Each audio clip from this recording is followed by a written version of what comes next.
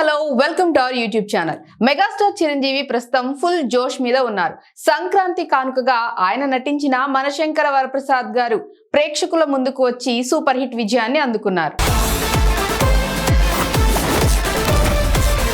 Career లోనే తొలిసారి 300 కోట్ల క్లబ్ లోకి ప్రవేశించారు. ఈ విజయంతో చిరు నెక్స్ట్ ప్రాజెక్ట్ పై అంచనాలు భారీగానే పెరిగిపోయాయి. ప్రస్తుతం తన 158వ సినిమాపై ఫోకస్ పెట్టారు చిరంజీవి. వాల్తేరు వీరయ్య వంటి బ్లాక్ బాస్టర్ సినిమానిచ్చిన దర్శకుడు బాబీతో మళ్లీ మూవీ ప్లాన్ చేస్తున్నారు చిరంజీవి. ఇక ఇప్పటికే ఈ సినిమా నుంచి విడుదలైన పోస్టర్ లో రక్తంతో తడిసిన గొడ్డలి, రక్తం చిందిన బ్యాక్ డ్రాప్ తో చూపించారు. ఇక ఈ చిత్రాన్ని కేవిఎన్ ప్రొడక్షన్స్ భారీ బడ్జెట్ తో నిర్మించనుంది. ఈ మూవీ వచ్చే నెలలో ప్రారంభమై మార్చి నుంచి రెగ్యులర్ షూటింగ్ జరుపుకోనుందని అంటున్నారు. ఈ సినిమాలో చిరంజీవిని కొత్త షేడ్ లో చూపించేందుకు బాబీ ఓ సాలిడ్ మాస్ యాక్షన్ డ్రామాను ప్లాన్ చేస్తున్నట్లు టాక్ వినిపిస్తోంది.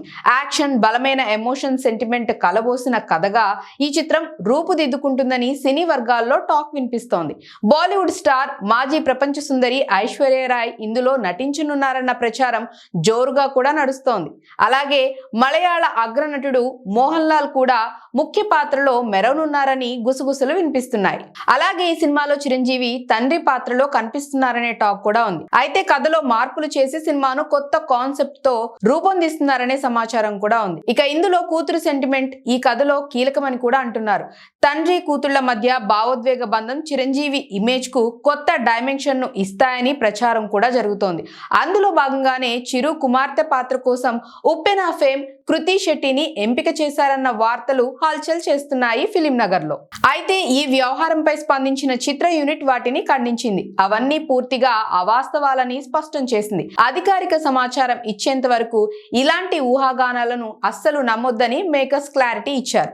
దీంతో కృతి శెట్టి రూమర్లకు అడ్డుకట్టపడినట్లయింది.